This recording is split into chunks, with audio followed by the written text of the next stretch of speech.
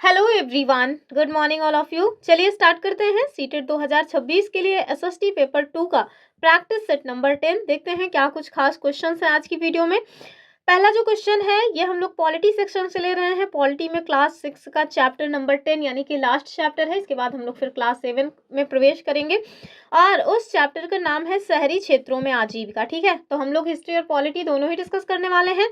हम लोगों ने एमसीक्यू के माध्यम से क्लास 6 की ज्योग्राफी को एकदम कंप्लीट कर लिया है। ठीक है, चलिए देखते हैं पहले क्वेश्चन को। यदि आप लोगों को वीडियोस पसंद आते हैं तो लाइक और सब्सक्राइब करना मत भूलिएगा।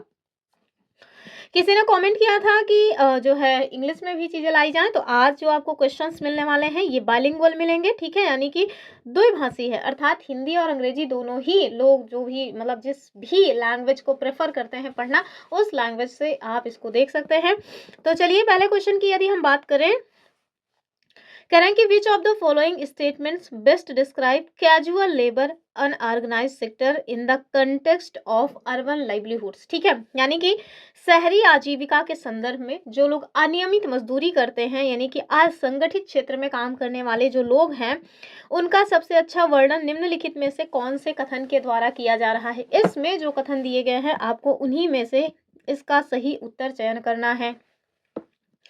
पहला देखिए, कह रहे हैं कि उन्हें नियमित वेतन और सवेतन छुट्टियां मिलती हैं। तो ध्यान रखिए, जो लोग अनियमित मजदूर हैं उन्हें सवेतन छुट्टी कभी भी नहीं मिलती है, अर्थात जब आप काम करेंगे, जितना आप काम करेंगे उतना ही पेमेंट मिलेगा। और साथ में उनकी जो जॉब होती है वो अस्थायी नहीं होती है और नियमित वेतन भी उनको नहीं मिलता है। तो पहला तो गलत है। ठीक है, दूसरा कह रहे हैं कि उन्हें नौकरी की सुरक्षा और चिकित्सा की सुविधाएं मिलती हैं। तो ये भी गलत है। ये जो चीजें मिलती हैं ये किसको मिलती हैं? संगठित क्षेत्र में काम करने वाले लोगों को मिलती हैं। जैसे किसी कंपनी में कोई काम कर रहा है तो उन्हें इस तरह की सुविधाएं मिलती हैं। तीसरा देखिए कि उन्हें तभी काम पर रखा जाता है जब मालिक को उनकी ज़रूरत होती है और नौकरी की कोई सुरक्षा नहीं होती। एकदम सही बात है। जो अनऑर्गेनाइज्ड सेक्टर के मजदूर हैं उन्हें उसी समय काम मिलता है जब काम कराने वाले व्यक्ति को काम की आवश्यकता हो, मजदूर की आवश्यकता हो। ठीक है, ऑप्शन सी सही हो जाएगा। और डी में कह रहे हैं कि वे उच्च आय अर्जित करते हैं और वातानुकूलित कार्यालयों में काम करते हैं। ऐसी कोई बात नहीं है, बेचारे हो सकता है फरुहा पलरी उठा करके मतलब कि कोई माटी ओटी ढोने का भी काम कर रहे हो। तो अनियमित क्षेत्र में बहुत सारे काम आते हैं। आप देखिए, जो खेतों में काम करने वाले मजदूर होते हैं वो भी अनियमित क्षेत्र में ही काम करने वाले। जो रोड वगैरह बनती रहती है उसमें जो मजदूर काम करते हैं वो भी यही वाला काम कर रहे हैं। कई बार आप देखेंगे कोई मॉल वगैरह है, उस मॉल में बहुत सारी महिलाएं पुरुष काम करते हैं, उन लोगों का भी जो काम है वो असंगठित क्षेत्र वाला ही काम होता है। ठीक है, चलिए आगे देखेंगे। कह रहे हैं कि अगले क्वेश्चन में आपको बताना है, क्या बताना है कि बाजार में पक्की दुकानों को कौन नियंत्रित करता है, लाइसेंस कौन प्रदान करता है और साप्ताहिक बंदी का दिन तय करता है। बताइए कौन ये सारे काम करता है। यानी कि who regulates the permanent shops in the market, grants licences and decides the weekly closing day. बताइए किसके द्वारा ये काम किया जाएगा। क्या ये काम गवर्नमेंट यानी कि राज्य सरकार, स्टेट गवर्नमेंट करेगी? दूसरा करें नगर निगम या फिर पुलिस डिपार्टमेंट या फिर बाजार संघ। बताइए क्या हो जाएगा इसका उत्तर। तो इस तरह के जो भी नगरों में काम होते हैं वो वहाँ का जो म्युनिसिपल कारपोरेशन होता है यानी कि जो नगर निगम होता है उसके द्वारा करवाया जाता है, अर्थात ऑप्शन बी जो है वो सही हो जाएगा। ठीक है, अगला क्वेश्चन कह रहे हैं कि कंसिडर द केस ऑफ सुधा। ठीक है, आप जाएंगे ना जब बुक पढ़ेंगे तो उसमें एक मतलब की कहानी दी हुई है, सारे के सारे चैप्टर में कहानी ही दी हुई है, उसी में ये सुधा नाम की पात्र हैं। उनके लिए कह रहे हैं कि मार्केटिंग मैनेजर हैं एंड निर्मला जो कि फैक्ट्री में वर्कर हैं, what is the primary difference in their employment benefits. ठीक है, यानी कि सुधा जो कि विपणन प्रबंधक है और निर्मला जो कि एक फैक्ट्री में कर्मचारी हैं, इन दोनों के रोजगार लाभ में सर्वप्रथम जो प्राथमिक अंतर है वो क्या है, ये आपको बताना है। तो पहला जो पॉइंट है वो आपको ये जानना चाहिए कि जो विपणन प्रबंधक सुधा जी हैं ये नियमित, ठीक है, नियमित या संगठित क्षेत्र का कर्मचारी हैं, यानी कि ये जो काम कर रही हैं वो संगठित क्षेत्र में कर रही हैं। ठीक है, अब संगठित क्षेत्र और असंगठित क्षेत्र इनमें आपको अंतर तो पता ही होना चाहिए। संगठित क्षेत्र में आपको सवेतन छुट्टी भी मिल जाती है, चिकित्सा के लिए भी आपको मतलब मिल जाता है, अगर सपोज दैट बीमार वगैरह हैं तो उसमें कुछ सुविधाएं मिल जाती हैं, और भी कुछ फंड वगैरह हैं जो आपको मिलते रहते हैं। वहीं जो अनियमित क्षेत्र के मजदूर हैं या अनियमित क्षेत्र के जो कर्मचारी हैं, उनके लिए इस तरह की कोई भी सुविधा नहीं होती है। जितना वो काम करेंगे उतना ही उनको पेमेंट दिया जाएगा, सवैतनिक छुट्टी भी उनको नहीं मिलती है, ठीक है। तो देखिए कह रहे हैं कि जो सुधा है, ठीक है, उनको भविष्य निधि यानी कि पीएफ और चिकित्सा अवकाश मिलता है, जबकि निर्मला को नहीं मिलता। बात तो ठीक ही है। कह रहे हैं कि निर्मला के काम के घंटे निश्चित हैं, जबकि सुधा के नहीं है। एकदम सही बात है। कह रहे हैं कि दोनों के पास अस्थायी नौकरी की सुरक्षा है। एकदम गलत बात है। कह रहे हैं कि निर्मला सुधा से अधिक कमाती है। ये तो एक अलग फैक्टर है। हमसे क्या कह रहे हैं कि उनके रोजगार लाभों में प्राथमिक अंतर क्या है। अब आप देखिए, यद्यपि इन दोनों में ही अंतर है, मतलब दोनों ही उत्तर सही हो सकते हैं, लेकिन सीटेट इस तरह के फंसाऊ क्वेश्चन हमेशा बनाता है कि प्राथमिक अंतर यानी कि सबसे बेस्ट जो है, यानी कि बेस्ट जो ऑप्शन है वो आपको टिक करना है, ठीक है। तो इसका जो उत्तर हो जाएगा वो यही हो जाएगा कि सुधा चूंकि नियमित क्षेत्र की कर्मचारी हैं तो उनको पीएफ मिलेगा, चिकित्सा पे अवकाश मिलेगा, जबकि निर्मला बेचारी को इस तरह की जो सुविधाएं हैं वो आपको देखने को नहीं मिलेंगी, ठीक है। आगे देखिए, पीडीएफ आपको आज आज जो है हम पूरी की पूरी पीडीएफ क्लास 6 की हिस्ट्री, सॉरी हिस्ट्री नहीं, पॉलिटी और मतलब कि ज्योग्राफी की दे देंगे, ठीक है। तो आप हमारे चैनल पे जा करके पीडीएफ को डाउनलोड कर लीजिएगा और मिलते हैं अगले क्वेश्चन में, ठीक है। क्वेश्चन नंबर 4 देखिए, असर्शन रीजन का क्वेश्चन है। मतलब मोस्ट फेवरेट जो क्वेश्चन होता है ना तरीका क्वेश्चन का, वो यही होता है उनका, असर्शन रीजन वाला। चलिए देखते हैं।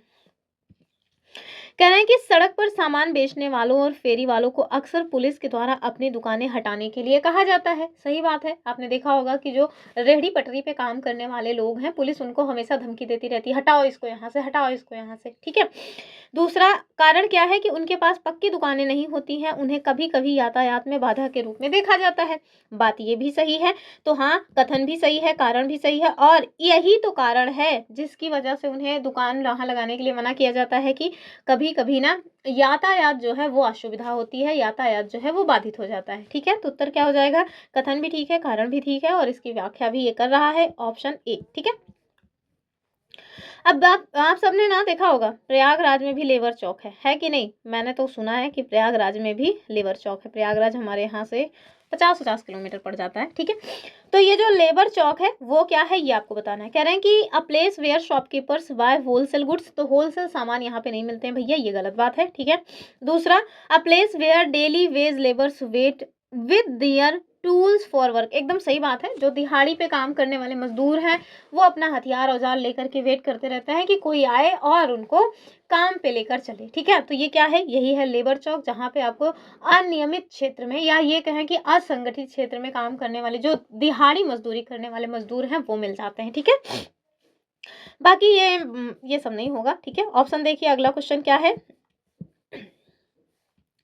इसमें बच्चू माझी की कहानी दी गई है। वो बच्चू माझी ये बेचारा गांव से आया हुआ था। गांव में मिस्त्री था। मिस्त्री मतलब होता है जो लोग घर वगैरह बनाते हैं ना, उन्हें मिस्त्री कहा जाता है। और कुछ और भी कहते हैं, राजगीर शायद कहा जाता है। हाँ, राजगीर कहा जाता है। तो गांव में ये राजगीर था, लेकिन उससे उसका खर्चा नहीं चल रहा था। खर्चा ना चलने का पीछे का क्या कारण है कि हमेशा काम नहीं मिलता, ठीक है। तो क्या काम किया, वहां से फिर छोड़ करके ये अहमदाबाद में आ गया, क्या करने के लिए, काम करने के लिए। और यहाँ आकर के उसने एक छोटा पुराना ऑटो रिक्शा खरीदा और वहीं से फिर अपना ये रोजी रोटी चलाता है, ठीक है। महीने मतलब दिन भर में लिखा हुआ है कि 300 से 400 रुपये कमा लेता है, जिसमें 150 रुपये इसके खाने खर्चे में चले जाते हैं। जो बचता है उसी से उसका जो परिवार है वो पलता है। उसके गाँव में उसकी बच्चे और जो है उसकी पत्नी है, जो कि कभी कभी मजदूरी वगैरह करके भी अपना काम चला लेते हैं। तो आपसे जो क्वेश्चन बना हुआ है कि बच्चू मांझी जैसे लोग ग्रामीण गांवों से शहरों की ओर पलायन क्यों करते हैं। कल मैंने आपको बताया था कि क्यों पलायन करते हैं, आपको समझ आ रहा होगा। कारण वही है, ठीक है। क्वेश्चन में भले ही किसी एक व्यक्ति विशेष का नाम दे दिया गया हो, लेकिन रीजन वही है कि गांव में रह कर के ना आप अपना जो भरण पोषण है वो अच्छे से नहीं कर सकते। यहाँ की जो इकोनॉमी है वो बहुत कैसी है, बहुत गरीब जैसी है, ठीक है। तो ऑप्शन देखिए कि वह मतलब शहर में एंजॉय करना चाहता था। ऐसी बात नहीं है। जब आपके 4 बच्चे हो जाएंगे, वो आपको नोचने खरबोटने लगेंगे ना, तो एंजॉयमेंट अपने आप ही हवा हो जाता है। तो ये तो ऐसे ही नहीं होना है।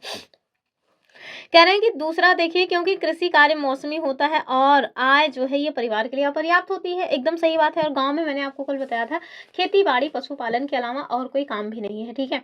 या तो आप खेतों में मजदूरी का काम करोगे, या आप खुद का खेती करोगे, या आप पशुओं को पाल लोगे और उससे आपका काम चलेगा। बहुत छोटे छोटे आप जो है काम और भी काम स्टार्ट कर सकते हो, जैसे किराने की दुकान हो गई, छोटी मोटी कपड़े की दुकान हो गई। तो इन सब से भी आप काम चला सकते हो, लेकिन अगर इकलौते कमाने वाले हो तो फिर आपका काम नहीं चलेगा।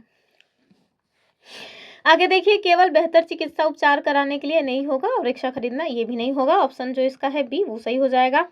फिर देखिए, पाठ में जो है दिया हुआ है कॉल सेंटर के बारे में। और कॉल सेंटर मतलब जो बड़ी बड़ी कंपनियां होती हैं वो अपने कॉल सेंटर में कुछ लोगों को हायर करती हैं, जिनके जीवन में लगभग काफ़ी मतलब सुविधाएं होती हैं। वो लोग एसी में बैठ के काम करते हैं और कस्टमर के कॉल्स का जवाब देते हैं।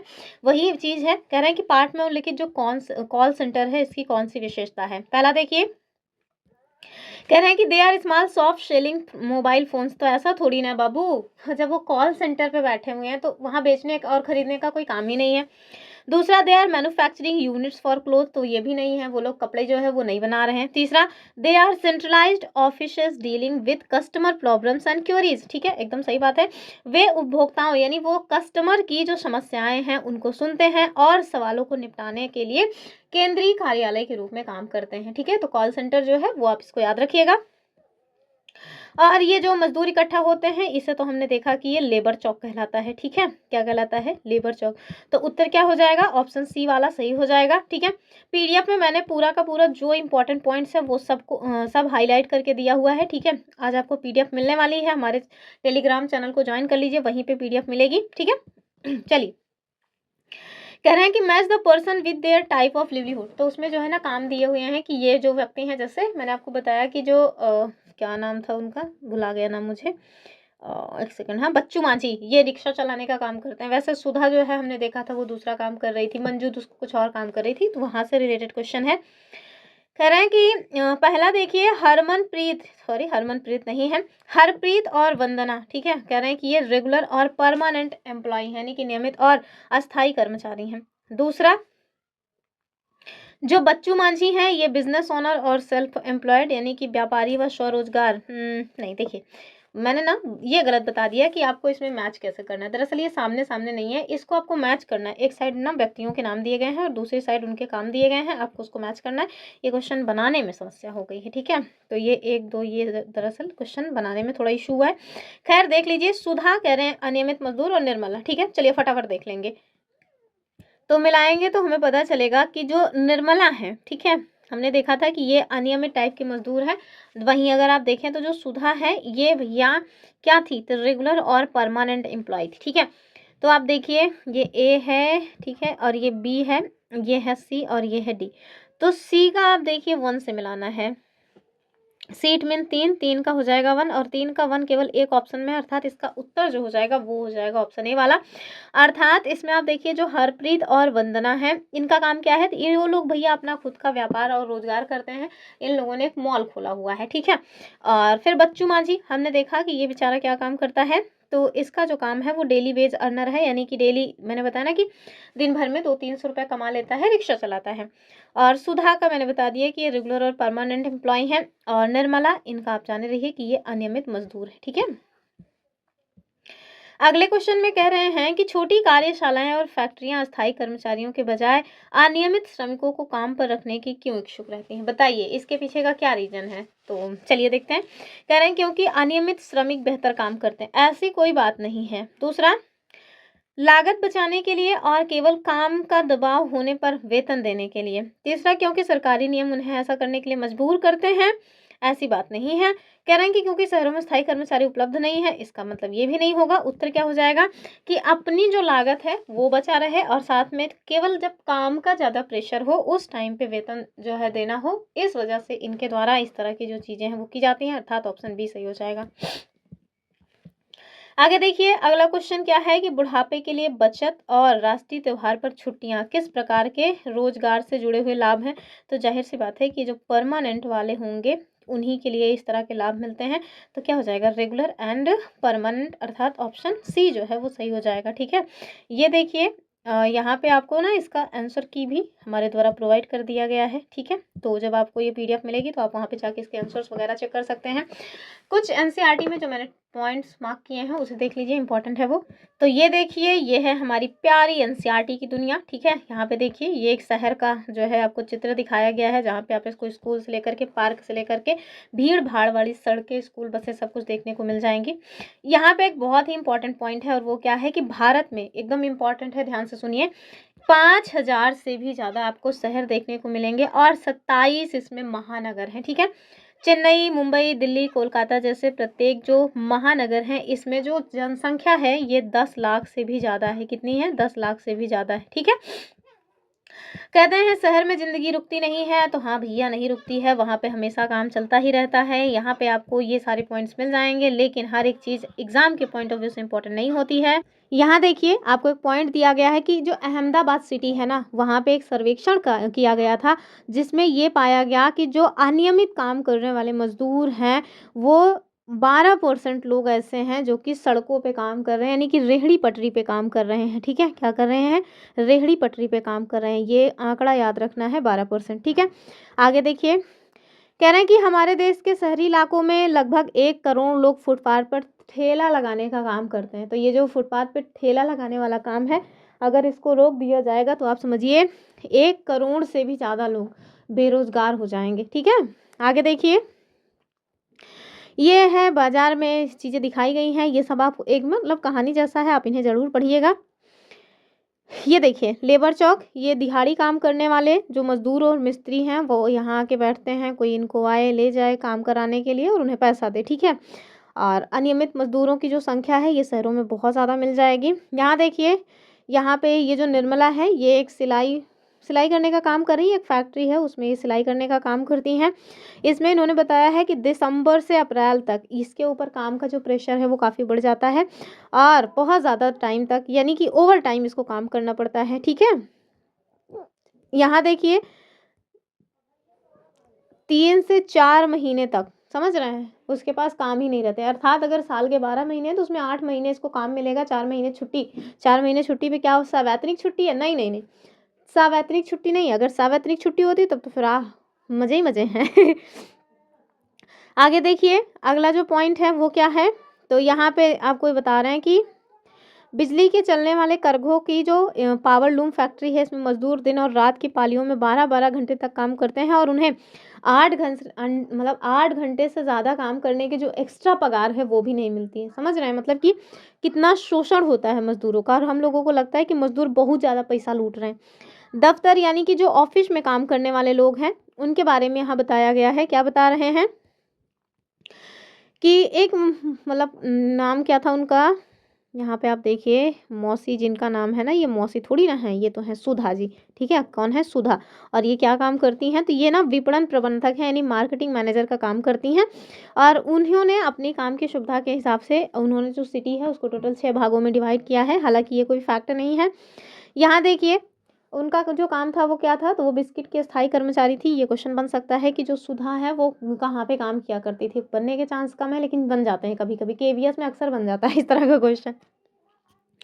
और वो अस्थायी कर्मचारी हैं, इस वजह से उनको कुछ फ़ायदे मिलते हैं, जैसे बुढ़ापे के लिए एक तो बचत, यानी जो पीएफ की बात कर रहे थे वो, छुट्टियां भी नियमित रूप से मिल जाती हैं, परिवार के लिए चिकित्सा की सुविधाएं भी मिलती हैं, और यही कारण है कि लोग नियमित जो जॉब है उसके लिए खुश मतलब घूमते रहते हैं कि कितनी वो वाली जॉब मिले तो ठीक है। स्पेशली सरकारी जॉब के लिए ना लोग ऐसे नहीं परेशान हैं, बहुत सारी सुविधाएं हैं उसमें, ठीक है।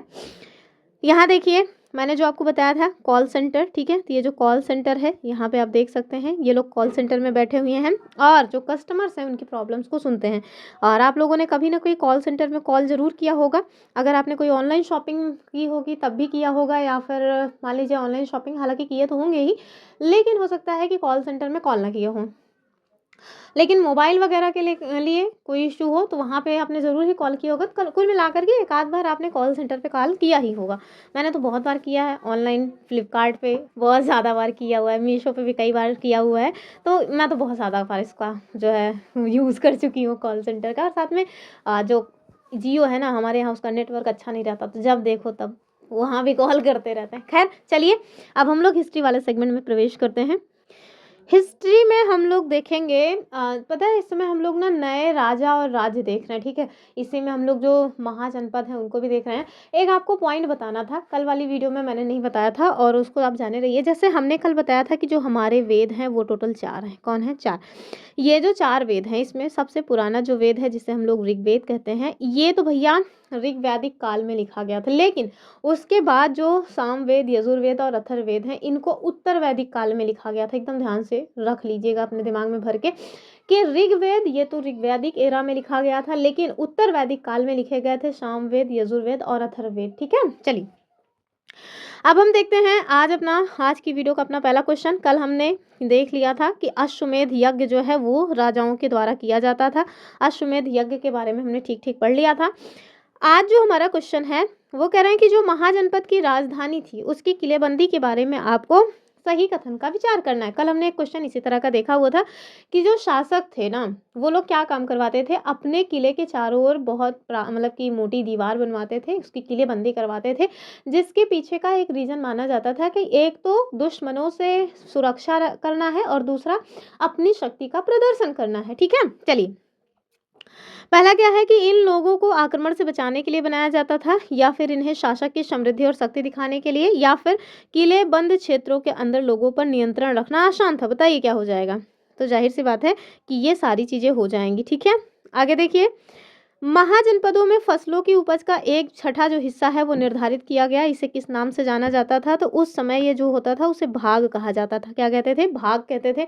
मोस्ट मोस्ट मोस्ट इंपॉर्टेंट है ये क्वेश्चन, डायरेक्ट बना हुआ है, प्रीवियस ईयर का ही है, ठीक है। चलिए हम आपको ना इसको एनसीईआरटी में दिखाते हैं, वहाँ और भी बहुत सारे पॉइंट्स हैं जो आपके क्लियर होंगे।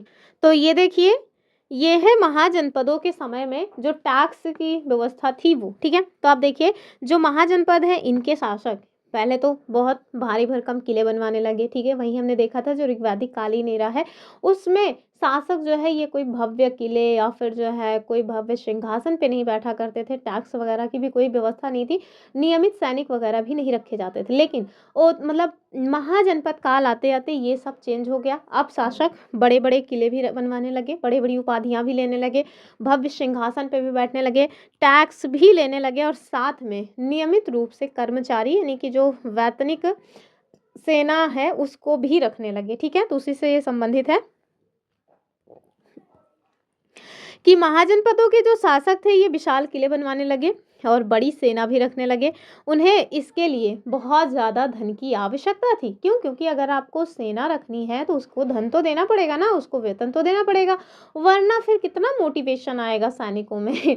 आगे देखिए, कर्मचारी की भी आवश्यकता पड़ने लगी। अतः जो महाजनपद के शासक हुए यानी कि जो उस समय के राजा हुए उन्होंने टाइम टाइम पर जो टैक्स है वो लगाया, ठीक है। अब वो केवल और केवल जो लोगों के द्वारा अपने राजा को उपहार दिया जाता था जिसको बलि कहा जाता था उस पर निर्भर नहीं रह गए, ठीक है। अब उन्होंने नियमित रूप से टैक्स वसूलना स्टार्ट कर दिया, ठीक है। ये बहुत इंपॉर्टेंट है, इसको बहुत ध्यान से देखिए। फसलों पर, ठीक है, जो किसान वगैरह हैं उनके ऊपर टैक्स कैसे लगता था, मजदूरों पे किसान टैक्स कैसे लगता था, जो मतलब शिकारी थे उन पे टैक्स कैसे लगता था, ये क्वेश्चन पूछा गया है। तो आप देखिए फसलों पर लगाए गए कर ये सबसे इंपॉर्टेंट हुआ करते थे क्योंकि अधिकांश लोग कृषक ही थे, ठीक है। प्रायः उपज का 1/6 हिस्सा कर के रूप में निर्धारित किया जाता था और इसको क्या कहते थे? इसको भाग कहते थे, ठीक है। तो जो भाग है वो क्या है? भूमि कर है, ठीक है। भूमि कर है और कितना लिया जाता था? उपज का 1/6 हिस्सा, ठीक। दूसरा देखिए, जो कारीगर लोग हैं उनके ऊपर भी टैक्स लगाया जाता था और प्रायः उनसे जो टैक्स लिया जाता था वो लोग श्रम के रूप में चुकाते थे, अर्थात मेहनत करते थे। जैसे अगर कोई बुनकर है तो वो बुनकर के रूप में, लोहार या सुनार है तो वो लोहार और सुनार के रूप में राजा के लिए एक दिन, ठीक है, पूरे महीने का एक दिन बिगारी का काम करता था, अर्थात फ्री में उनके यहाँ काम करता था। जो भी काम होता था उसको वो एक दिन करता था फ्री में, ठीक है। तो ये टैक्स वसूल मतलब टैक्स चुकाने का किनका तरीका था? कारीगरों का। वहीं आप देखिए जो पशुपालक थे, ठीक है, जो लोग जानवरों को पालने का काम करते थे वो लोग कैसे टैक्स देते थे? तो क्या जानवर दान देते थे? नहीं, जानवरों के या उनके उत्पाद के रूप में टैक्स देना पड़ता था। जैसे आप दूध बेच रहे हो तो दूध जो है ले जा करके राजमहल में दे दो, अपने मतलब कि जितना हिस्सा बन रहा है उतना, ठीक है। तो वो क्या है? वो आपने टैक्स के रूप में पेमेंट किया। फिर आप देखिए व्यापारियों को सामान खरीदने पर भी टैक्स देना पड़ता था, ठीक है। हर जगह टैक्स, समझ लीजिए कैसा टैक्स है ये? अभी हमारे यहाँ जो टैक्स चल रहा है जीएसटी, वैसा टैक्स है कि टॉफ़ी बिस्कुट से लेकर के लग्ज़ूरियस आइटम तक पर टैक्स देना है, ठीक है? चलिए आगे देखिए। कह रहे हैं कि जो आखेटक हुआ करते थे, यानी कि जो हंटर थे, हंटर किस रूप में अपना टैक्स दिया करते थे, तो ये लोग जंगल से जो प्राप्त वस्तुएँ हैं, उनको जो है राजा के यहाँ टैक्स के रूप में दिया करते थे। ये मोस्ट इम्पोर्टेंट फैक्ट है, इसी वजह से मैंने इसमें स्टार लगा के रखा हुआ है, ठीक है? एकदम ध्यान से इसको रट लीजिएगा। अगले क्वेश्चन में आपसे कह रहे हैं कि which two major changes in agriculture occur during the Mahajanapada period, ठीक है? तो महाजनपद काल में कृषि में कौन से दो इंपॉर्टेंट परिवर्तन हुए, ये आपको बताना है। कह रहे हैं कि लकड़ी की जगह लोहे के फाल का उपयोग होने लगा, एकदम सही बात है। सिंचाई नहरों का उपयोग हुआ और धान के पौधों का रोपण किया गया। सिंचाई नहरों का उपयोग, ये थोड़ा मुझे कन्फ्यूज़न है क्योंकि कहीं भी उसमें दिया नहीं है चैप्टर में, ठीक है? तो ये लेकिन सही है कि धान के जो पौधे हैं इनका रोपण होने लगा। वैसे ये कहें कि नहर नहर कहना ठीक नहीं होगा क्योंकि उस समय जो नदियाँ थी ना वही बहुत ज़्यादा अच्छे से पानी अपना दे रही थी, तो नहरों की आवश्यकता वैसे नहीं थी। नहरों के बारे में कोई प्रमाण भी नहीं मिला हुआ है इस पूरे चैप्टर में। तो इस वजह से उत्तर क्या हो जाएगा? ऑप्शन ए और सी सही है, अर्थात पहला भी ठीक है, तीसरा भी सही है। अब देखिए, जो महाजनपद काल है ना, इसमें आप देखेंगे कि लोहे का खोज हो चुका था, ठीक है? लोहे की खोज हो चुकी थी, लोहे का विकास हुआ था और उससे जहाँ पहले लोग लकड़ी के फाल बनाया करते थे और उससे खेत जो है उसकी जुताई बहुत अच्छे से नहीं हो पाती थी, अब इन लोगों ने लोहे के फाल का यूज़ करना स्टार्ट कर दिया, जिससे खेत जो है उसकी जुताई काफ़ी गहराई तक होने लगी, साथ में ऊबड़ खाबड़ ज़मीन को भी खेत के योग्य बनाया गया और उससे क्या हुआ, उससे खेत की अच्छी जुताई हुई, बीज उसमें डाले गए, अच्छी पैदावार हुई, ठीक है? जब अच्छी पैदावार हुई तो जाहिर सी बात है कि उपज अच्छी होगी, उपज अच्छी होगी तो फिर खाने की जो समस्या थी वो तो ख़त्म हुई। एक और पॉइंट है जो अक्सर आपको लोग नहीं बताएंगे, वो ये है कि जो धान होता है यानी कि जो चावल होता है, ठीक है, ये ना प्रोडक्टिविटी को बढ़ा देता है। क्या बढ़ा देता है? प्रोडक्टिविटी को बढ़ा देता है, अर्थात जो विमेंस हैं उनकी बच्चे पैदा करने की जो क्षमता है यानी कि जनन जो क्षमता है उसको इंक्रीज करता है। तो आप देखेंगे कि जो चावल का उत्पादन स्टार्ट हुआ, इससे ना जो मतलब जनसंख्या है उसमें भी वृद्धि हुई। जनसंख्या वृद्धि की आवश्यकता क्यों थी? क्योंकि हमने बताया कि महाजनपद काल में जो नियमित रूप से सैनिक हैं वो रखे जाने लगे। अब जब नियमित रूप से सैनिक रखे जाएंगे तो बच्चे ज़्यादा होंगे, तभी तो कुछ लोग राज्य की जो है सेना में भर्ती होंगे, कुछ लोग खेती बाड़ी का काम कराएंगे। यही तो लॉजिक है, जो लोग ज़्यादा बच्चे पैदा किया करते थे, लेकिन अब जो है वो बच्चे पैदा करने का चलन थोड़ा कम हो गया है, ठीक है? तो ध्यान रखिएगा, धान के पौधे जो पहले केवल और केवल वैसे छीड़ दिए जाते थे, उनकी बुआई की जाती थी, अब उनकी रोपाई करने स्टार्ट हो गई, अर्थात पहले बेहन डालो, उसके बाद जो है उस बेहन को ले जा करके खेत में रोपाई करो और उसके बाद जो है उसमें क्या होगा, उसमें फल फूल आएंगे और इससे ज़्यादा जो पेड़ हैं वो जीवित रह पाएंगे, ठीक है? जैसे खेत में जब आप बीज छीड़ दो तो उसमें संभावना रहती बहुत सारे बीज नहीं जामेंगे, ठीक है? लेकिन जब बीज आपने खेत में छीटा और उससे पहले से ही छोटी छोटी नर्सरी तैयार है तो आप उसको खेतों में लगाओगे तो ज़्यादा संभावना है कि जितने पेड़ आपने लगाए हुए हैं, जितनी नर्सरी आपने लगाई है, सबके ही सब बढ़ जाएं, ठीक है? सामान्य परिस्थितियों में सब बढ़ जाते हैं। तो ये सारे रीज़न रहे हैं, ये सारी चीज़ें हैं जो एग्रीकल्चर में बदलाव के रूप में देखने को मिले कि पहले जहाँ लकड़ी के फाल यूज़ होते थे अब लोहे के फॉल यूज़ होने लगे और साथ में धान का जो है वो रोपाई स्टार्ट हुआ। अब धान केवल और केवल गेहूं की तरह उसकी बुआई नहीं की जाती, ठीक है? तो ऑप्शन क्या हो जाएगा? ऑप्शन ए और सी सही है। आगे देखिए, अगला क्वेश्चन असर्शन रीजन से है और अगर आपको वीडियो पसंद आ रहा हो तो लाइक ज़रूर कर दीजिए, मैंने एक भी बार नहीं कहा, और चैनल को सब्सक्राइब ज़रूर कर लीजिए। जितना ज़्यादा से ज़्यादा हो सके अपने दोस्तों के साथ शेयर करिए। मैं दावे के साथ कह रही हूँ कि हमसे ज़्यादा अच्छे क्वालिटी के क्वेश्चंस एक्सप्लेनेशन शायद ही कोई दे रहा हो। ये बात अलग है कि जहाँ भीड़ है, जहाँ पे सब्सक्राइबर्स ज़्यादा हैं, लोग उनकी तारीफ़ के पुल बांधते थकते नहीं है कि सर आपसे ज़्यादा अच्छा कोई नहीं पढ़ा सकता, आप तो वर्ल्ड के बेस्ट टीचर हो। ऐसा कुछ भी नहीं है। आप लोग ना छोटे जो चैनल्स हैं उन्हें मौका ही नहीं देते। जहाँ आपने देखा कि सब्सक्राइबर्स कम हैं, व्यूज़ कम हैं, छोड़ो यार इनको नहीं देखना। तो बाबू जब आप उनको देखोगे ही नहीं तो जानोगे कैसे कि जो बड़े चैनल वाले हैं उनसे भी अच्छा कोई काम कर रहा है। तो आप लोग मौका दीजिए, तब तो आपको पता चलेगा, ठीक है? मैं भी देखती रहती हूँ, ऐसा नहीं है कि मैं नहीं देखती, मैं भी जाके देखती हूँ कि कौन कैसे पढ़ा रहा है। मैंने देखा हुआ है एक से बढ़ के एक लोग ऐसे हैं जो मतलब कि केवल और केवल बड़े चैनल की वजह से, कोई बड़ा चैनल है वहाँ पढ़ा रहे हैं, इस वजह से लाखों में व्यूज़ ला रहे हैं और लोग उनको भर भर के उनकी तारीफ़ भी कर रहे हैं, जबकि उससे कई गुना ज़्यादा अच्छा कंटेंट आपको हमारा मिलेगा। बावजूद इसके लोग नहीं देखते हैं, क्यों? क्योंकि उनके मन में ये पूर्वाग्रह है कि जो छोटे चैनल वाले हैं वो अच्छा नहीं कराते। अरे भैया, वो जो आज बड़े हुए हैं वो लोग भी इसी छोटे चैनल से ही उठे हैं, एक समय उनका भी चैनल छोटा था। अगर उन्हें लोगों ने ना देखा होता तो आज वो बड़ा चैनल ना होता। तो इस वजह से जो छोटे चैनल वाले हैं उनको ज़रूर देखिए। मैं जब प्रिपरेशन कर रही थी 2020 में मैंने सीटेट का एग्ज़ाम दिया था, ठीक है। बहुत फेमस टीचर्स जैसे मैम है, हिमांशी मैम हो गई, या फिर और भी जो टीचर्स हैं जैसे अध्ययन मंत्रा के जो टीचर हैं, या और संदीप, जो भी मतलब टीचर्स हैं, मैं मतलब बता रही हूँ, मैंने इन सारे में से किसी भी टीचर की क्लास नहीं की है। एक सिंगल टीचर की बात कर रही हूँ कि मैंने किसी की क्लास नहीं ली है, और एक पहले अटेम्प्ट में मैंने अपना एग्ज़ाम भी क्लियर किया है। लेकिन हाँ, यूट्यूब का सहारा लिया था। बहुत छोटे छोटे चैनल्स थे, उनके क्वेश्चंस देख लेती थी, जो 20-20 30-30 मिनट की छोटी छोटी वीडियोज़ बनाया करते थे। लाइव क्लास आज तक मैंने अपने जीवन में कभी ली नहीं है, मतलब पढ़ाने की नीयत से तो मान लीजिए मेरे 100 का इशू है, पढ़ने की नीयत से मैंने आज तक कोई लाइव क्लास नहीं ली है, ठीक है। हमेशा ही रिकॉर्डेड क्लास देखा है, और इस वजह से मैं ये कह रही हूँ कि छोटे चैनल वाले भी बहुत अच्छा काम कर रहे हैं, उन्हें मौका दीजिए, ठीक है। चलिए फिलहाल के लिए आगे देखते हैं।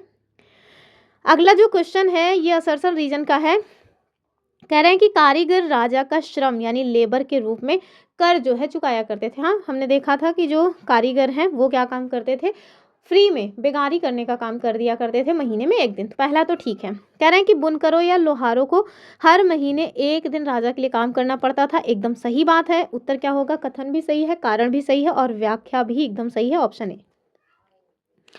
आगे देखिए अगला क्वेश्चन क्या है कि in which of the following factors help Magadha become the most powerful mahajanapada. ठीक है, तो जो जनपद, वैसे तो आप देखेंगे 16 जो महाजनपद हैं उनके बारे में आपको जानकारी देखने को मिलती है, ठीक है। इनसे क्वेश्चंस बनते हैं 16 महाजनपद के नाम और उनकी राजधानी। आपको ना मतलब मैप एक छोटा सा दिया हुआ है, उसमें जो महाजनपद हैं उनको गोला किया गया है, ठीक है। हम लोग इसको मैप में देख लेंगे, अभी नहीं, आगे पीछे देखते रहेंगे, ठीक है। तो ये जो 16 महाजनपद हैं इसमें मगध महाजनपद ये सबसे ज़्यादा प्रभावी, सबसे ज़्यादा शक्तिशाली हो गया। इसके पीछे का क्या रीज़न था? अन्य जो महाजनपद हैं, अन्य जो जनपद हैं वो मगध के जैसे पावरफुल क्यों नहीं हो पाए? ऐसी क्या कुछ खास परिस्थितियां रही हैं मगध के लिए जो उसको पावरफुल बनाने में उपयोगी रही? अब आप देखिए, 2 बच्चे एक ही विद्यालय में पढ़ते हैं, सब कुछ ठीक रहता है, लेकिन एक बच्चा गरीब और दूसरा अमीर होता है, तो आप देखेंगे कि जो अमीर बच्चा है अगर वो पढ़ने में उसका मन है तो आप देखेंगे कि वो प्रोग्रेस करता जाएगा। वहीं गरीब का बच्चा घर के कामों में, खेती बाड़ी में, इन्हीं सब कामों में रह करके अपना जो हायर एजुकेशन है वो कंप्लीट नहीं कर पाएगा, जबकि शुरुआत उन दोनों ने साथ में ही की थी, ठीक है। तो वही चीज़ है कि क्या कुछ ऐसी सर्कमस्टांसेस थी जिन्होंने मगध को प्रोग्रेस करने में हेल्प किया, या फिर यूं ही आगे बढ़ गया वो? चलिए देखते हैं। कह रहे हैं कि गंगा और सोन नदियों ने पानी और परिवहन प्रदान किया। दूसरा, लौह अयस्क की खदानों और औजारों तथा हथियारों के लिए सामग्री प्रदान की। तीसरा, जंगलों ने सेना के लिए हाथी प्रदान किए, ठीक है। तो आप देखिए ये तीनों के तीनों स्टेटमेंट सही हो जाएंगे। ये जो मतलब कि मगध है ना, ये पहाड़ी एरिया से घिरा हुआ था। इसके 2 तरफ से आप देखेंगे गंगा और सोन नदियाँ प्रवाहित हुआ करती थी। पास में ही जंगल था जहाँ से इन लोगों ने हाथियों को लाया और हाथियों को प्रशिक्षित करके उनको अपनी सेना में भर्ती किया, ठीक है। तो जो ये मगध इतना प्रोग्रेस किया उसके पीछे का जो सबसे महत्वपूर्ण कारण है वो है उसकी स्थिति, ठीक है, उसका लोकेशन। वो जिस लोकेशन पे था, पहाड़ी इलाके में था, जिस लोकेशन पे था, वहाँ पे ना लोग शांति से इसको युद्ध में पराजित नहीं कर सकते थे, ठीक है। तो इस वजह से इसको वो परिस्थितियां नेचर ने दी थी, नेचर ने ही इसको इतना सपोर्ट किया कि ये आगे बढ़ता चला गया, ठीक है। उत्तर क्या हो जाएगा? ऑप्शन डी हो जाएगा, यानी कि सारे के सारे स्टेटमेंट सही हैं। बुक में आपको हाईलाइट करके दिया हुआ है, आज पीडीएफ मिलेगी, उसको जरूर नोट कीजिएगा। चूँकि आज मैंने हिंदी और इंग्लिश दोनों का ये जो प्रॉब्लम है वो सॉल्व किया है, तो फिर मैं कहूँगी फिर से भैया कि लाइक वाइक कर दीजिए। आगे देखिए, कह रहे हैं कि which of the following groups were not allowed to participate in the assemblies of gana and sangha. तो ये जानते हैं क्या है गण और संघ, ठीक है, गण और संघ, ठीक। चलिए, निम्नलिखित में से किस समूह को गण या संघ की सभाओं में पार्टिसिपेट करने की अनुमति नहीं थी, ये आपको बताना है। तो व्यापारी और सौदागर ये लोग हुआ करते थे सम्मिलित। स्त्रियां, दास और कर्मकार, यही उत्तर हो जाएगा, ठीक है। ऑप्शन बी सही हो जाएगा। क्योंकि स्त्रियों और दास तथा जो अन्य कर्मकार थे इनको भैया इतनी जो है अनुमति नहीं थी कि आप संघ में पार्टिसिपेट कर सको, ठीक है। चलिए अभी मैं आपको एनसीईआरटी में दिखाऊंगी, पहले पूरे क्वेश्चन सॉल्व कर लेते हैं। यहाँ आपसे कह रहे हैं, ये कहे इतना बड़ा कर दिया, निम्नलिखित में से जो राजधानी है उनके सही मिलान की पहचान करनी है। फटाफट कर लेंगे, क्योंकि जो है ना, जो 16 महाजनपद है उसमें 16 की राजधानी नहीं दिए हुए हैं बुक में, एनसीईआरटी में, और इसके लिए इंपॉर्टेंट भी नहीं है सीटेट के लिए, इस तरह का क्वेश्चन बना भी नहीं है। सीटेट के लिए वही इंपॉर्टेंट है जो आपको एनसीईआरटी में दिया है। एनसीईआरटी के इतर जा करके आप लूसेंट या अन्य कोई स्टैंडर्ड बुक मत पढ़ने लगिएगा सीटेट के लिए, ठीक है, वरना आप अपना जो पैर है ना वो कुल्हाड़ी पे मारेंगे। तो देखिए, मगध, मगध का कह रहे हैं वैशाली, नहीं, बिल्कुल नहीं, वज्जी की वैशाली हो जाएगी। मगध की जो राजधानी है पहले राजगिरी, उसके बाद फिर आप देखेंगे पाटलिपुत्र हो जाएगी, ठीक है, इसी को राजगीर भी कहा जाता है।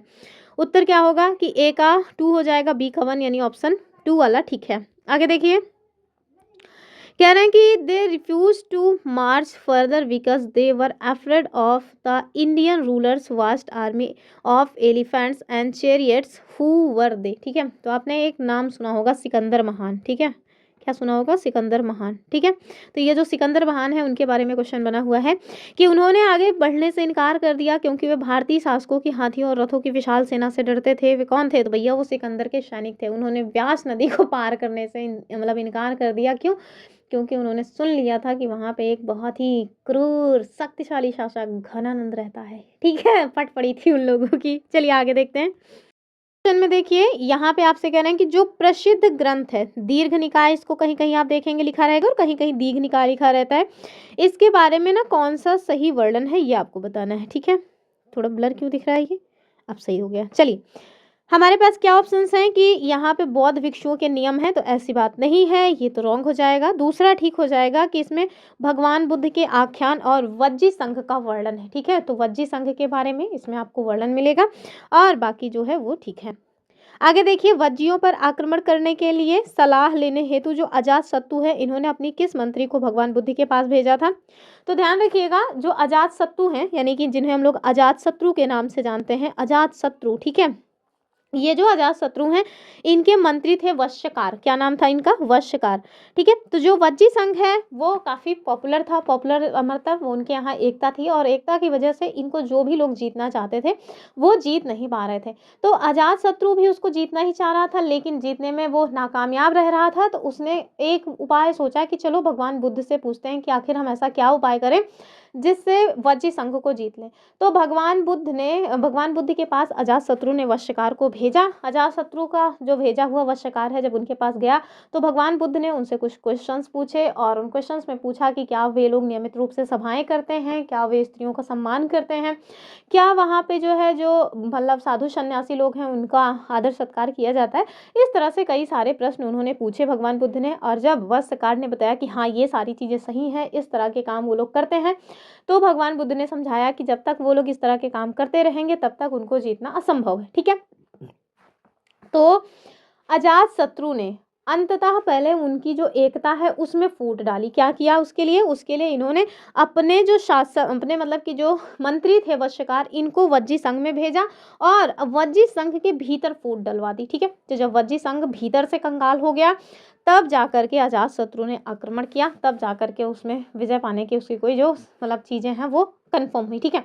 तो आप देखिए कि इनकी जो एकता थी, इसी एकता की वजह से लगभग 1500 सालों तक जो वज्जी संघ है वो चलता रहा। क्यों, क्योंकि वो गणतंत्र था, ठीक है। चलिए आपको मैं इसको क्वेश्चन एनसीईआरटी में दिखाती हूँ इस पॉइंट को। इसका उत्तर हो जाएगा ऑप्शन बी वाला। तो एनसीईआरटी से ही क्वेश्चन बनता है कि सफल मंत्रियों में से कुछ मंत्रियों के नाम बताइए, तो वो हो जाएंगे वश्यकार, ठीक है।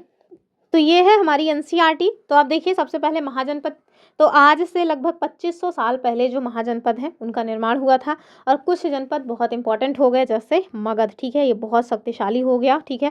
और अधिकतर जो महाजनपद हुआ करते थे उन सब की एक एक राजधानी हुआ करती थी, और इसमें बुक में आपको 2 राजधानियों के बारे में बताया भी गया है। और आगे देखिए ये है मैप, और इस मैप में एक सेकेंड, ये देखिए ये है कौन सा जनपद, मगध जनपद, और ये है वज्जी संघ, ठीक है। तो मगध के उत्तर में ही था। ये है अंग, जहाँ के शासक थे अंगराज कर्ण, ठीक है। आप देखिए जो मगध है, यहाँ देखिए गंगा और ये सोन नदियाँ इन्हीं के पास है ना, तो 2 तरफ से गंगा और सोन नदियाँ इसके आसपास हैं, अर्थात पानी की कोई दिक्कत नहीं। साथ में यात्रा करने के लिए पहले उसमें नाव वगैरह लोग यूज़ करते थे, उसकी कोई दिक्कत नहीं। साथ में पहाड़ी इलाका है तो जाहिर सी बात है कि लोग आसानी से इस पर आक्रमण वगैरह भी नहीं कर पाएंगे, ठीक है। राजगिरी ये इसकी राजधानी, ये कौशाम्बी है जो कि आपको अपने प्रयागराज में ही मिल जाएगा, ठीक है। तो इसको हम लोग अलग से देखेंगे ही। आप ध्यान रखिएगा कि यहाँ पे क्या है, लाखों की संख्या में ईंट और पत्थर का इंतजाम करना पड़ता था, किसके लिए? बताइए किसके लिए करना पड़ता था? वही जो किलेबंदी वगैरह करते थे वो, ठीक है। ये देखिए कौशाम्बी, तो यहाँ से जो है जो किले की दीवार है, ये जो किले की दीवार है ये आधुनिक कहाँ का है? इलाहाबाद का जो कौशाम्बी है उसका है। और यहाँ से ईंट की दीवार के अवशेष मिले हैं, जो कि ऐसा माना जाता है कि लगभग आज से 2500 साल पहले बनाया गया रहा होगा, ठीक है। देख लीजिए कितने प्यारे हैं। आगे देखिए, टैक्सेस के बारे में हमने आपको बता दिया कि कैसे जो है अब नियमित रूप से टैक्स वगैरह शासकों के द्वारा लिया जाने लगा, ठीक है। इन सबको आपने देखा, ये भी देखा कि किसको किस तरह से टैक्स देना पड़ता था। एग्रीकल्चर में परिवर्तन हुए, मैंने आपको बताया 2 बड़े परिवर्तन हुए। अब लोहे के फॉल यूज़ होने लगे, साथ में जो धान की खेती है वो रोपाई के माध्यम से की जाने लगी, ठीक है। यहाँ देखिए मगध के बारे में आपको और बता रहे हैं कि 200 सालों के भीतर जो मगध है ये सबसे महत्वपूर्ण जनपद बन गया। मात्र 200 सालों में इसने मतलब जनपद नहीं रह गया, महाजनपद बन गया, ठीक है। गंगा और सोन जैसी जो नदियां हैं वो मगध से होकर के बहती थी, ये हमने देख ही लिया। बाकी ये सारे पॉइंट्स भी हमने देख लिया। ये भी बता दिया कि वहाँ पास में जंगल था और साथ में इसके साथ साथ अयस्क लोहे की अयस्क की खान थी, जिससे हथियार वगैरह बनाने में भी सुविधा हुई। यहाँ देखिए मगध के 2 बहुत ही प्रतापी शासक हुए, एक तो बिंबिसार और दूसरा अजातशत्रु, ठीक है। वही अजातशत्रु जो बिंबिसार को सॉरी वही अजातशत्रु है जो वत्सकार को भेजा था कि कैसे हम वज्जी संघ को लूट लें, ठीक है। आगे देखिए ये सारे पॉइंट्स आपको ध्यान रखना है। ये महापद्नंद जो कि नंद वंश के शासक थे, ये भी बहुत ही महत्वपूर्ण शासक हैं। आप देखिए इन्होंने अपने नियंत्रण का जो क्षेत्र है ना वो उप महाद्वीप के उत्तर पश्चिम इलाके तक फैला लिया था, ठीक है। बिहार का जो आधुनिक राजगीर या राजगिरी है ये बहुत टाइम पीरियड तक मगध की राजधानी रहा। हालांकि आगे चल के आप देखिए कि वर्तमान का जो पटना है, जिसको पहले पाटलिपुत्र के नाम से जानते थे, वो मगध की राजधानी बन गया, ठीक है। और आप देखिए आज से 2300 साल पहले की बात है, मगध का एक सॉरी सॉरी सॉरी मगध नहीं, मैसेडोनिया का एक शासक था सिकंदर, ठीक है, जो कि विश्व विजय करना चाहता था और इसी वजह से वो भारत की तरफ भी आया। लेकिन उसके जो सैनिक हैं वो त्राहिमाम करने लगे जब उनको पता चला कि वहाँ पे एक बहुत ही क्रूर शासक रहता है जिसका नाम क्या है? घनानंद, ठीक है। घनानंद घनानंद है कि कोई और है? फटाफट कमेंट कीजिए, ठीक है। और उसके पास भैया देखिए पैदल, रथ, हाथी, ये घोड़े, हर तरह की सेना है। तो इस वजह से वो लोग व्यास नदी को पार करने से इनकार कर देते हैं, तो अंततः बेचारे को वापस जाना पड़ता है। ये है वज्जी संघ। पहले तो ये देखिए गण शब्द का मतलब क्या होता है, तो ये गण शब्द अर्थात कई सदस्य वाले समूह के लिए यूज किया जाता था। और संघ मतलब क्या होता है? संगठन या सभा। वज्जी में हमने आपको बताया कि इनकी पहले तो आप राजधानी देख लीजिए। राजधानी क्या थी? वैशाली, जो कि बिहार में है। और यहाँ पे गण या संघ की जो शासन व्यवस्था है वो चला करती थी। सारे जो गण में मतलब गण से रिलेटेड शासक थे वो अपने आप को राजा ही मानते थे। ऐसा नहीं था कि जो शक्तिशाली है बस वही जो है शासक है, बाकी सब उसके मतलब कि अधीन है, तो ऐसी कोई व्यवस्था नहीं थी, ठीक है। आप देखिए शत्रुओं से निपटने के लिए वो लोग मिलकर के क्या काम करते थे? चर्चाएं वगैरह करते थे। लेकिन इंपॉर्टेंट क्या है कि इन चर्चाओं में स्त्रियां, दास और कर्मकार ये लोग हिस्सा नहीं लेते थे, अर्थात ये लोग सभा में पार्टिसिपेट नहीं करते थे, ठीक है। ये देखिए हम लोग आगे जो है भगवान बुद्ध यानी बौद्ध धर्म और जैन धर्म के बारे में पढ़ेंगे, तो वो दोनों लोग भी इन्हीं गणों से ही रिलेटेड थे। ये देखिए जो वज्जी संघ है इसका वर्णन आपको कहाँ देखने को मिलता है? दीर्घ निकाय से मिलता है। और ये दीर्घ निकाय क्या है? तो ये मतलब बौद्ध धर्म का एक प्रसिद्ध ग्रंथ है। इसमें भगवान बुद्ध के व्याख्यान दिए गए हैं और ये जो है आज से लगभग 2300 साल पहले लिखा गया रहा होगा, इस तरह की बातें। और ये देखिए पॉइंट दिया हुआ है, जो मंत्री हैं अजातशत्रु के वंशकार, इनको भगवान बुद्ध के पास सलाह के लिए भेजा था। इन्होंने ये सारी बातें भगवान बुद्ध ने पूछी इनसे, ठीक है। इसको आप फटाफट पढ़ लीजिएगा। और यहाँ देखिए कई शक्तिशाली शासक थे जो संघों को जीतना चाहते थे, लेकिन बावजूद इसके 1500 सालों तक संघ चलता रहा। अंत में आप देखिए कि जो गुप्ता शासक हुए उन्होंने गढ़ और संघों पर विजय प्राप्त करने में सफलता अर्जित की और फिर अपने राज्य में इसको मिला लिया, ठीक है। अन्यत्र में आपको जो है एक स्थान के बारे में बताया गया है जिसका नाम है एथेंस। और इसी एथेंस के थे शुक्रात, जिनको जहर दे करके मार दिया गया था वहाँ के लोगों के द्वारा, ठीक है। तो ये जो एथेंस है आप देखेंगे कि यहाँ पे एक व्यवस्था चलती थी जिसे लोकतंत्र, प्रजातंत्र या गणतंत्र कहा जाता था। और ये कब की बात है? आज से लगभग 2500 साल पहले। आज वर्तमान की स्थिति में भारत विश्व का सबसे बड़ा लोकतंत्र है, ठीक है। आपको ध्यान रखना है कि यहाँ पे ये जो व्यवस्था है ये लगभग 200 सालों तक चली और 30 साल के ऊपर के सभी जो पुरुष थे, ध्यान रखना है केवल पुरुष जो हैं उनको नागरिकता मिलती थी और ऐसे पुरुष जो दास थे उनको नागरिकता नहीं मिलती थी, ठीक है। और ये लोग ज़ाहिर सी बात है सभा वगैरह किया करते थे और उस सभा को साल भर में कम से कम 40 बार बुलाया जाता था और इस सभा में सारे नागरिक भाग ले सकते थे। लेकिन जो औरतें थीं इनको नागरिक का दर्जा नहीं मिला था। अर्थात क्या औरतें सभा में भाग ले सकती हैं? बिल्कुल नहीं, ठीक है। और आप देखिए कि एथेंस में खदानों में काम करने वाले, खेतों, घरों और कार्यशालाओं में काम करने वाले जो दास थे, वो भी नागरिक के अधिकारी नहीं थे, अर्थात उनको भी नागरिकता नहीं मिलती थी, ठीक है। तो भारत देश यूं ही महान नहीं है। भारत देश को देखिए जब से आज़ाद है तब से न चाहे स्त्री हो चाहे पुरुष हो, यानी जाति धर्म लिंग कुछ भी नहीं देखा जाता। बस अगर आप भारत में रह रहे हो तो भारत की नागरिकता आप ले सकते हो, बशर्ते भारत के ही हो, ठीक है। चलिए, हालांकि नागरिकता के बहुत सारे मतलब प्रावधान हैं जो आपको हमारे संविधान के आर्टिकल 5 से 11 में देखने को मिलते हैं, ठीक है। चलिए आगे देखेंगे। तो बस यही सारे पॉइंट्स थे और ये उपयोगी शब्द हैं, इन्हें आप देख लीजिएगा। क्रोनोलॉजी के क्वेश्चन बनते हैं तो आप देखिए कि जो नए शासक यानी कि जो नए राज्य हैं, जनपद वाला जो एरा है उसकी बात हो रही है, तो आज से लगभग 3000 साल पहले इनका उदय होता है, ठीक है। इसी महाजनपद भी आपको देखने को मिलेगा, स्पेशली मगध, ठीक। जो सिकंदर का आक्रमण है और दीर्घलिका का जो लेखन है, ये आज से 2300 साल पहले की घटना है और गढ़िया संघ का राज्यों का अंत जो है, ये आज से लगभग 1500 साल पहले की घटना है, ठीक है। तो ये सारे पॉइंट्स हैं। तो चलिए आज के लिए इतना ही, हमने सारे पॉइंट्स देख लिए। और अगर आपको पता है कि ये जो क्लास 6 की हिस्ट्री हम लोग कर रहे हैं ना, ये दरअसल एंशिएंट हिस्ट्री है। एंशिएंट हिस्ट्री का कोर है ये। आप केवल सीटेट के लिए नहीं, किसी भी अन्य एग्जाम के प्रिपरेशन कर रहे हैं तो आपको ये क्लासेस देखनी चाहिए हिस्ट्री वाली। आप यहाँ से ना देखें क्योंकि ये सीटेट के लिए स्पेशली मैंने इसको बनाया हुआ है, लेकिन हाँ, मैंने इसके पहले ही क्लास 6, 7, 8 की एनसीईआरटी हिस्ट्री को कवर करके कंपाइलेशन में दिया हुआ है अपने इसी चैनल पे, आप वहाँ से उसको देख सकते हैं और उसका मैंने अलग से बनाया हुआ है प्लेलिस्ट भी, ठीक है। चलिए फिर मिलते हैं, तब तक के लिए नमस्कार एंड जय हिंद। और वीडियो को लाइक शेयर, चैनल को सब्सक्राइब करना ना भूलें। जितना ज़्यादा से ज़्यादा अपने मित्रों को हो सकता है उतना शेयर करिए। फिर मिलते हैं, तब तक के लिए बाय बाय।